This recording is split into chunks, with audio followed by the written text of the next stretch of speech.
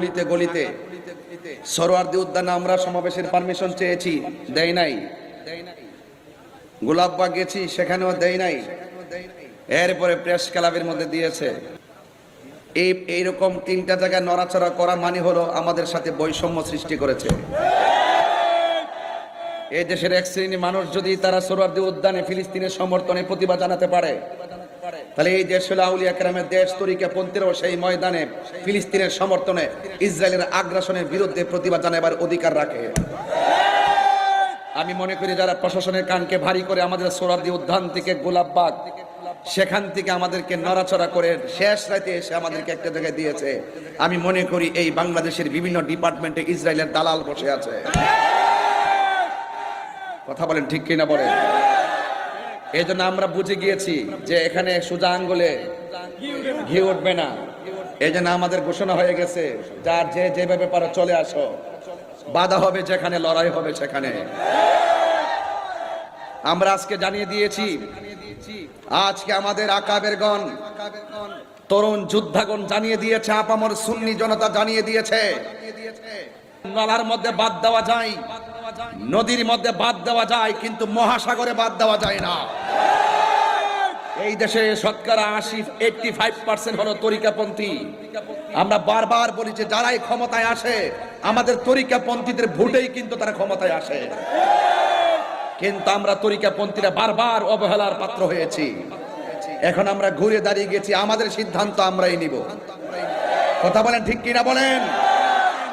এই জন্য আমরা আজকে বুঝিয়ে দিয়েছি যে মহাসাগরে বাদ দেওয়া যায় না। আহলে সুন্নাত ওয়াল জামাতকে মহাসাগর, প্রেমের সাগরের নাম। এই জন্য আপনারা যারা আজকে অক্লান্ত পরিশ্রম করে, আজকে যারা অক্লান্ত পরিশ্রম করে ফিলিস্তিনের সমর্থন জানাত করেছেন এবং যারা ঢাকনিতে কাঁপিয়ে দিয়েছেন, ইনশাআল্লাহ পরিষ্কার আগামীতে শুধু কর্মসূচি ঘোষণা হবে, সেখানে সরাসরি মহাসমাবেশ হবে। এই বাঁশখালীর মানুষ, চট্টগ্রামের মানুষ, কথা কি আমাদের অনৈক্য ছিল, মাসলাকের অনৈক্য ছিল, মাসলাকের দূরত্ব ছিল। 57 বছর পর্যন্ত দেখেছেন ওই মাসলাকের কারণে কেউ কারো টেবিলে আসে নাই। আল্লাহর রহমতে আমরা ওই দরবারগুলো মাসলাকের ভিন্নতা থাকলো, আমরা ইস্যু ভিত্তিক ঐক্য হয়ে গেছি। কথা বলেন ঠিক কিনা? এখানে কোনো ভেদাভেদ নাই, সবাই আজকে গিয়েছে। যেই সমস্ত পীর মাশায়েখদের দরবার আমি যেতে পেরেছি, আমরা যেতে পেরেছি, এমন কিছু দরবার আছে আমরা সময়ের অভাবে যেতেও পারি নাই। আজকে আমরা দেখেছি ওই সমস্ত দরবারগুলো দাওয়াতের অপেক্ষা করে নাই, তারা মুরিদান নিয়ে, ভক্তবৃন্দ নিয়ে আজকে শুধুমাত্র সোহরাওয়ার্দী উদ্যান নয়, গোলাপবাগ নয়, আজকে শুধুমাত্র প্রেস ক্লাব নয়, সারা ঢাকা শহর সোহরাওয়ার্দী উদ্যানে পরিণত হয়েছে। কথা বলেন ঠিক কিনা?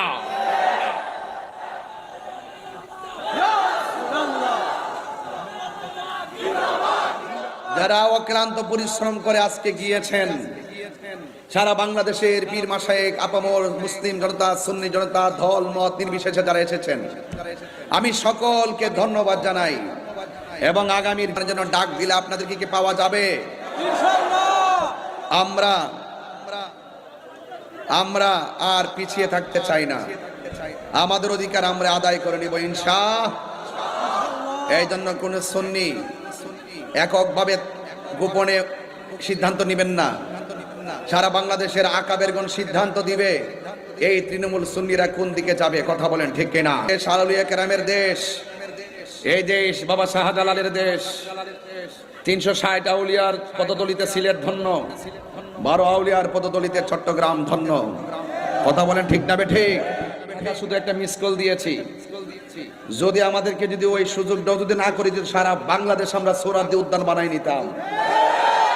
এই দেশে সুন্নিদেরকে বাদ দিয়ে, তরিকাপন্থীদেরকে বাদ দিয়ে অপশক্তিগুলো দেশের মুখপাত্র চাচ্ছে। মনে হয় যেন তারাই একমাত্র ধর্মের মুখপাত্র। এরা ধর্মের নামে অধর্মের চর্চা করে জাতিকে বিভ্রান্ত করছে। কথা বলেন ঠিক কিনা?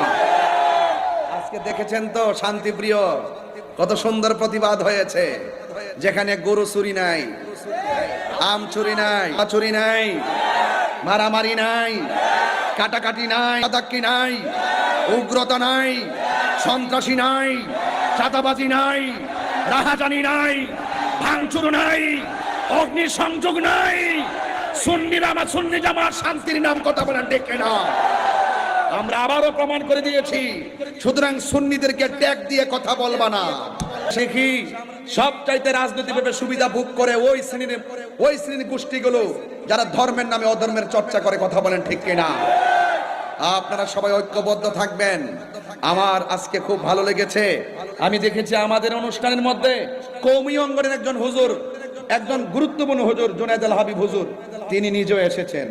আমরা এটাই চেয়েছি, এটাই বোঝাতে চেয়েছি যে এখানে ফিলিস্তিনের ইস্যুতে আমরা ভেদাভেদ নাই, সব যে যেই দল করেন, যেই যে ধর্মের অনুশাসন করেন, সবাই আসার দরকার। কথা বলেন ঠিক কিনা? কিন্তু আমরা দেখি সুন্নিদেরকে মাইনাস করে রাখা হয়, সুন্নিদেরকে দূরে ঠেলে ফেলে রাখা হয়। আজকে শুধু একটা মিস কল দিয়ে বুঝাই দিলাম। পুলিশ প্রশাসন অনেক সময় মনে করছে ঢাকা কি এত লক্ষ লোকের ধারণ ক্ষমতা আছে, এই জন্য অনেক গাড়ি আটকাই দিছে, কয়েক হাজার 30-40 হাজার গাড়ি আটকাই দিছে, ঢাকা ঢুকতেই পারে নাই, জ্যামজট লেগে গেছে। যদি আমার মনে হয় পারতো এত বাধা বিপত্তির মধ্যে যে অবস্থা, যদি সুযোগ পায় ঢাকা হয়ে যাবে ইয়া রাসূলুল্লাহর ক্যান্টনমেন্ট।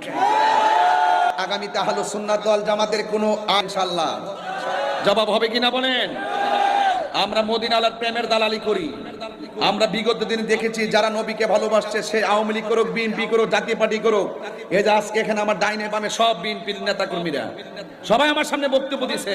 এই মুহূর্তে কোনো বিএনপির নেতা যদি বলে হুজুর আমার জন্য একটু দোয়া করেন, ভোটটা চান, আমি কি তাকে খুশি করার জন্য তো চাইতে? কথা কোন ঠিক না বেটি? এটা কি আমার অপরাধ হইয়া যাইব? আরে হুজুরের কাছে সবাই দোয়া চাইতে আসে, এই জন্য সুন্নিদেরকে ট্যাগ লাগায় কথা বলবা না। সুন্নিরা দুনিয়ার কোন রাজনৈতিক দলের দালালি করে না, সুন্নিরা মদিনাওয়ালার প্রেমের দালালি করে। কথা বলেন ঠিক না? বাংলাদেশের পলিটিক্যাল ট্র্যাডিশন হলো যখন যে ক্ষমতা আসবে সেই স্টেজে থাকবে। এটা কি নতুন না পুরান?